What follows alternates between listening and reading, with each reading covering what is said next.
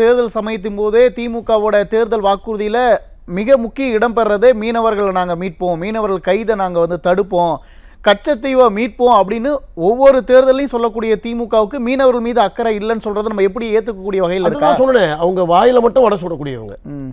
கருணாநிதிக்கோ அல்லது ஸ்டாலினுக்கோ வாயில மட்டுமே வடை சுடுவாங்க. நீங்க கடந்த தேர்தலில் பார்த்து தேர்தல் இந்த 21 தேர்தலுக்கு முன்னாடி நீங்க கவனிச்சிருப்பீங்க. ஒரு பெட்டி எடுத்துட்டு வந்து வச்சுட்டு உங்களுடைய கனவுகள் எல்லாம் சொல்லுங்க, உங்களுடைய கருத்துக்கள் எல்லாம் சொல்லுங்க, நான் ஆட்சிக்கு வந்த உடனே மக்களுடைய பிரச்சனைகள்லாம் தீர்த்து வைக்கிறேன்னாரு. அந்த பொட்டி எங்க போச்சுன்னே தெரியல. 5 ஆண்டுக்கு பிறகு திரும்பவும் அதே வார்த்தையை வேற ஒரு மாடுலேஷன்ல உங்கள் கனவு, இப்ப உங்கள் கனவுன்னு சொல்லி வராங்க. அதே விஷயம்தான்.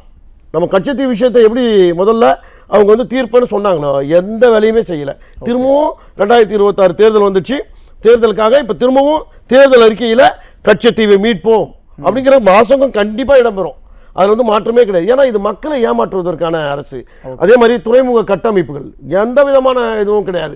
அனைத்து இந்திய அண்ணா திராவிட முன்னேற்ற கழகத்துடைய ஆட்சியில செய்யூர்ல நம்ம துறைமுகம், மீன்பிடி துறைமுகம் உருவாக்கணும். இன்னைக்கு வரையிலும் அது கொண்டு வரல.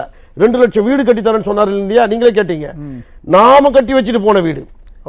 2021 தேர்தல் நம்முடைய இதுல நம்ம பண்ணோம். 2016 2021 இந்த கரெக்டா எனக்கு இதுல சொல்லுங்க. நம்முடைய இதுல நாம கட்டி வச்சுட்டு போன வீடுகளை தான் இப்ப இவங்க திறந்துட்டு இருக்காங்க.